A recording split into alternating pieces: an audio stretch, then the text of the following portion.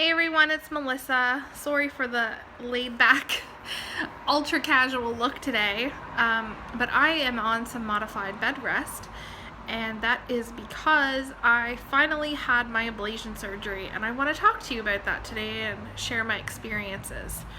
So, for those of you who don't know, I was diagnosed with supraventricular tachycardia in 2013, although I had dealt with SVT long before 2013.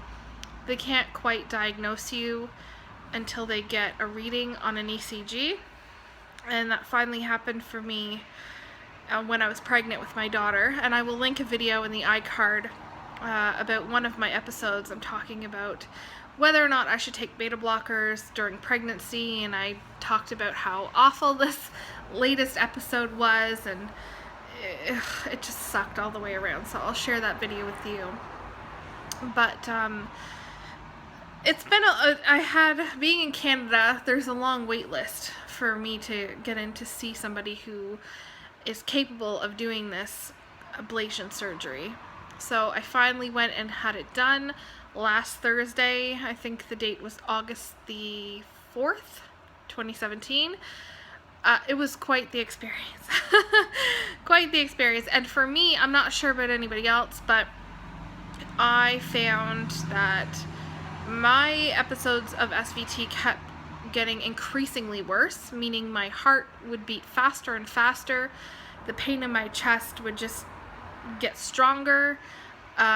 Basically, the effects of having SVT just kept getting worse. My episodes exacerbated, I guess would be the word, during pregnancy with my daughter, not so much my son. I only had 2 episodes with him, one during early pregnancy and one when I was actually delivering him, which kind of, it just sucked. But the latest episode that I had on Valentine's Day of this year was the icing on the cake. I had heartbeats documented well over 300 beats per minute. I ended up going unconscious or passing out. Ended up in the cardiac care unit, the intensive care at the hospital, for what was thought to be a heart attack because my cardiac enzymes were quite elevated. I just distinctly remember saying how bad my chest, like there was like an elephant sitting on my chest. And at the time, my son was supposed to be having open heart surgery in California, and I was under an extreme amount of stress. I had also been working 3 jobs and getting about 5 hours of sleep at night. Sorry, my hand is shaking. So the thought of having a heart attack wasn't unheard of, especially with the heart history I have in my family. So also another note was that I was terrified of having adenosine. Absolutely terrified. For me, I have a really bad anxiety about anything to do with medical stuff, and that also comes in part with my son's health issues, where he goes to the children's hospital all the time. We practically live there. His medical issues are very overwhelming for me, and any medical issues that, or medical procedures that happen to me that I will be aware of, like the ablation, I have extreme anxiety over. So luckily I've never had to have the adenosine, but what I'm told of it is that it will stop your heart just for a split second so it can get back into a normal sinus rhythm. And what that feels like is like you've been beat in the chest with a baseball bat and you get the sense of doom, like you're going to die. And I don't think that I need that kind of stuff happening. I think that, mentally I am having issues already dealing with my son. I don't need anything else to screw me up mentally. I think I'm already messed up enough. So I'm very thankful I've never had to have the adenosine.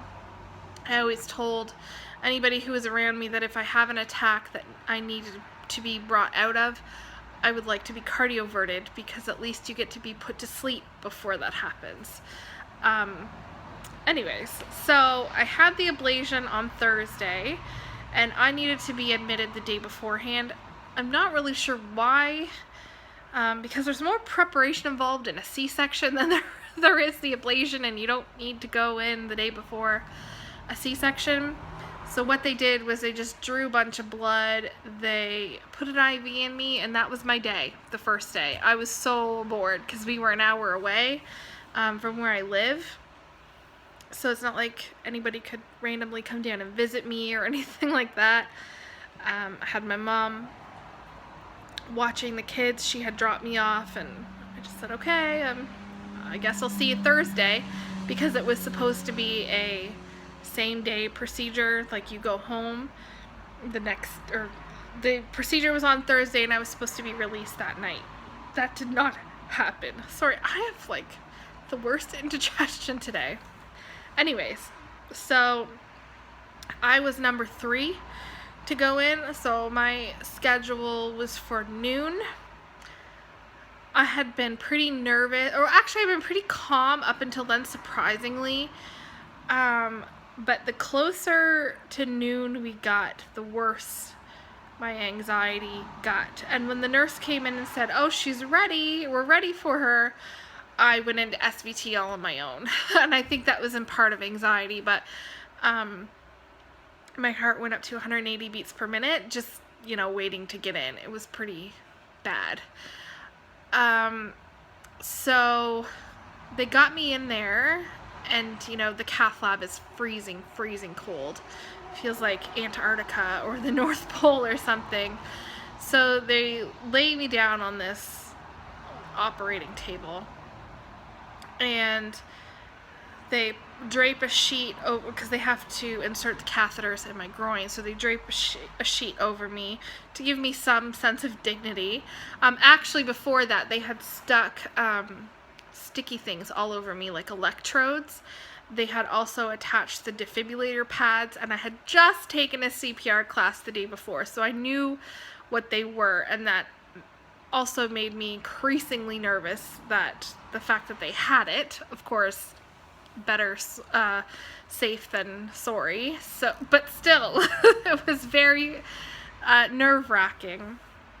And I knew that the freezing in the groin was going to sting a little bit. I'd say it's comparable to getting a spinal, maybe not as painful, but, somewhere similar. So they had they had put something on my back, and a bunch of stickies all over me, and a 12-lead ECG, and just things so they could pace my heart to get me into an episode. And I'm thinking to myself, you don't need to do this, I'm already in an episode. But anyway, they had put the sheet over me to give me some sense of dignity, and put iodine all over me, which I swear felt like it came out of a glacier. It was so freezing cold. And then they did the freezing, which, like I said, it wasn't too bad. And then the fun part happened. So he was supposed to stick 4 catheter tubes in me, 2 up to my heart and 2 down my legs. He could only get 3 in, because when he went to do the 4th, they ended up cutting an artery in my leg. Because, right, only me. So that was fun. They had blood, lots of blood, and they had a little bit of difficulty controlling it. Man, oh man. So the anesthesiologist was supposed to be my best friend and give me Versed, and they said they were going to give me fentanyl too. Basically something that I wasn't going to care what they were doing to me. And I had Versed when I had my breast reconstruction surgery. So I was down to have some Versed, but because your blood pressure is high, your heart is racing, the stuff just like metabolizes through your system like way faster. So like I would get like a little bit of a buzz for like, I don't know, 5 minutes, and then it would just go away.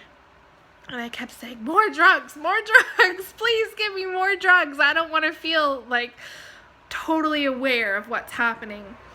And they couldn't put me to sleep because they wanted to bring on a rhythm. If they had to put me to sleep, they could have relaxed me too much, and it all would have been for nothing. But I do see some people actually get put to sleep and they're ablated, no problem. You guys are the lucky ones. So when he punctured the artery, it was extremely painful. So the anesthesiologist ended up giving me a bunch of fentanyl at that point, which was quite lovely. Then they started pacing my heart, and when they, like, he was teaching at the same time. This is a teaching hospital, so when they would go to pace me out of it, they didn't really end up pacing me out of it too much. So they brought my heart rate right up. I'm not sure how fast, too fast. And then he would say stop, and it just wouldn't go down very much. So that sucked. And then you feel these little jolts of electricity or whatever, and then it would stop. I'm not sure if that was the defibrillator or not. I think I would jump a lot more. I think it would be more aware at that point if it was a defibrillator. But anyways, during the ablation, it didn't actually hurt for me. It felt just really warm, like somebody had a hot water bottle on my chest. I have read horror stories where the ablation pain is really bad, but I didn't, the videos that I watched on YouTube, they said it was like an uncomfortable feeling, not like a burning pain. And I wouldn't say it was uncomfortable. Maybe in certain areas, but more along the lines of like a warming sensation. And I guess maybe it just depends on where in the heart they do the ablation, but I'm pretty grateful that, there wasn't any more pain involved. Unfortunately, during this whole time, and I don't know if this was why he punctured the artery, but I had such a severe anxiety attack that I really couldn't speak properly till they got some medication in me to calm me down. But I was shaking uncontrollably and I was vibrating like that. And I'm very surprised they didn't restrain my wrists or my legs or anything like that, because I had heard in other videos that that's something that they do, but they did not to me. After the ablation was over, he went back and said that they were going to put my heart under some stress or pressure to try to bring an episode on to make sure the ablation worked. That was a very, very uncomfortable, not like pain-wise, but like, what the hell are they doing kind of feeling, like, oh God, like a doom feeling type of thing, because when they were pacing me, they would give my heart extra beats, and it would thud so heavy in my chest.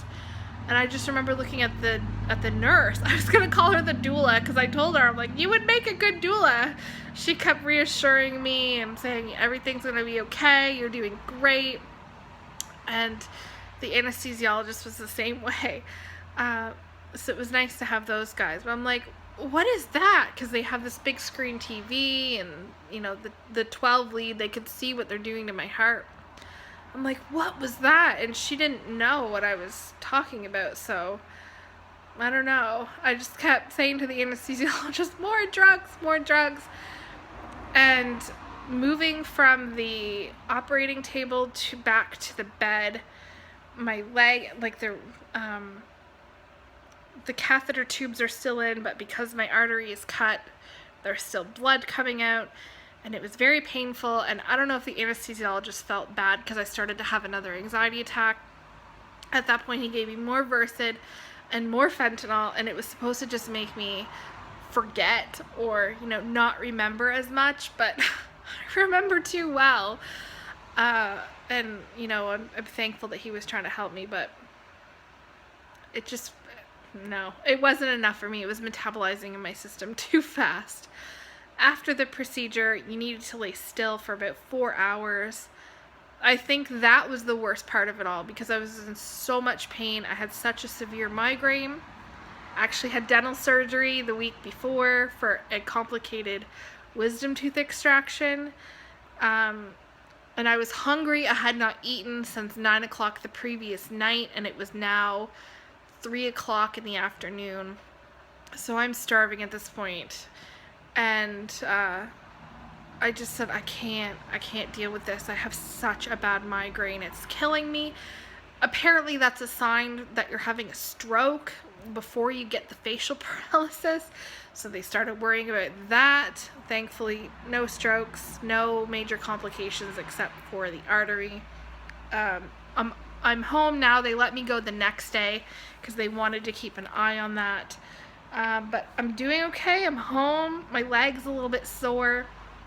I do have what they're calling temporary nerve damage. Must have been where a catheter tube touched on my leg or something. I just have the feeling that hot water is being poured on my leg. It's the weirdest feeling ever. I don't really know what that's about. But anyway, that's my experience, and I wanted to share that with you guys. If you have any questions, feel free to leave them below, and I'll talk to you guys for the next video. Bye.